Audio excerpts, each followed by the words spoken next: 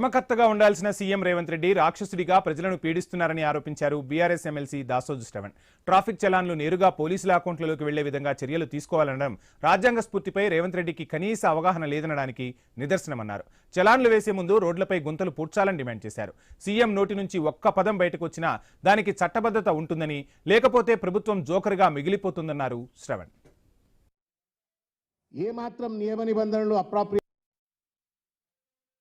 Police స్టేషన్కి ఇంత target, ఎస్ఐకి ఇంత టార్గెట్, సిఐకి ఇంత టార్గెట్, ఏసీపీకి ఇంత టార్గెట్, ఇట్లా టార్గెట్లు పెట్టి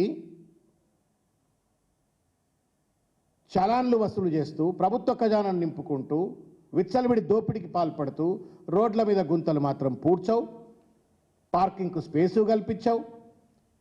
ఏమాత్రం నియమ నిబంధనలు అప్రాప్రియేట్గా ప్రజలను చైతన్యపరచుకుంటా, ఎడ్యుకేట్ చేయకుండా, ఎన్వైరన్మెంట్ క్రియేట్ చేయకుండా చలాన్లను మాత్రం ఆటోమేటిక్గా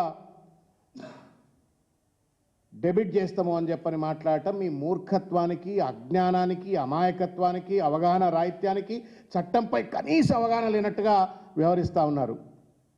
you are a chief minister sir. You are expected to know the law. You are expected to know the constitution. రాజ్యాంగం తెలియాలా, చట్టం తెలియాలా.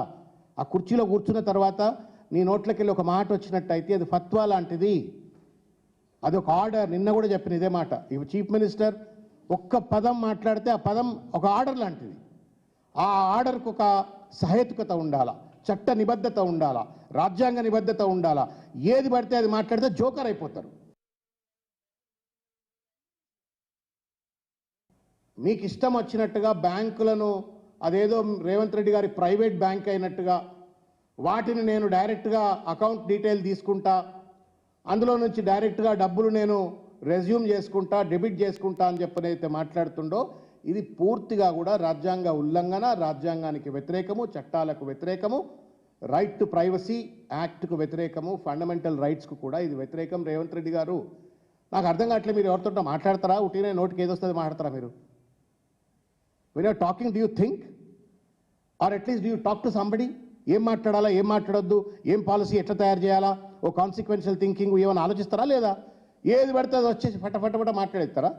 ఈ సినిమా ఇది బాలకృష్ణ సినిమా డైలాగ్ ఇది ఏమన్నా? It's a government, it's a policy. A policy is suppose to have the constitutional sanctity.